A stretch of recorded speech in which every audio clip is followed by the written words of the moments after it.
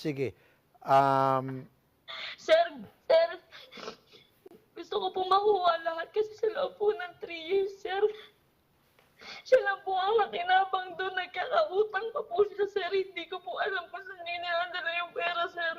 Okay. Attorney Garrett. Nasa si Attorney Garrett.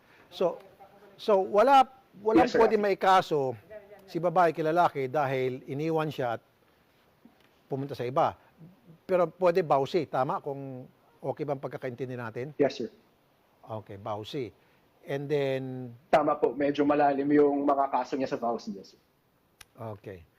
And then, pangalawa, yung hindi siya nabigyan ng share. So, pwede natin tulungan to si Ma'am Maria Liza Yes, sir. para magsampa ng kaso.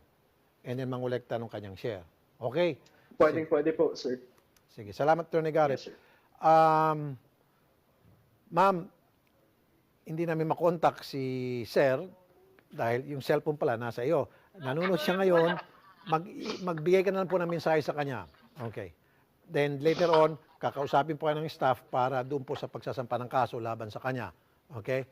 Sige ma'am, kausapin niyo po siya. Sir, yung mga pinapagawa niya po sa akin na iba, sir, yung mga mahuhulog po sa hagdan, yung may mga, basta po yung may mga masasakit na po, sir, ayoko po nun, sir.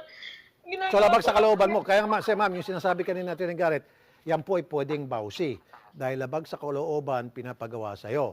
Okay? May kaso yan. Pasang-pasa na po ako sa ginagawa kong yun, sir. Sige. Ma'am, manawagan ka na lang muna sa kanya, ma'am. Nanonood siya ngayon. Sige po. Meg, pwede mo naman sana akong kausapin eh. Papatawarin naman kita eh. Tao lang din naman ako. Pero sana naman, magsabi ka naman sa akin na ayaw mo na. Okay. Hindi na pinapahirapan mo ako ng ganito. Okay. Gusto ko lang makuha yung akin. Gusto ko lang mag-usap tayo. Pero sana, hiniling ko pa rin na sana safe ka ngayon. May anak po kayo, ma'am?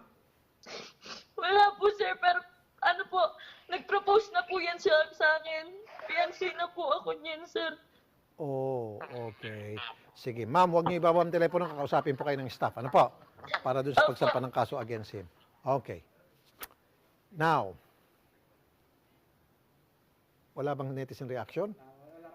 Wala raw muna.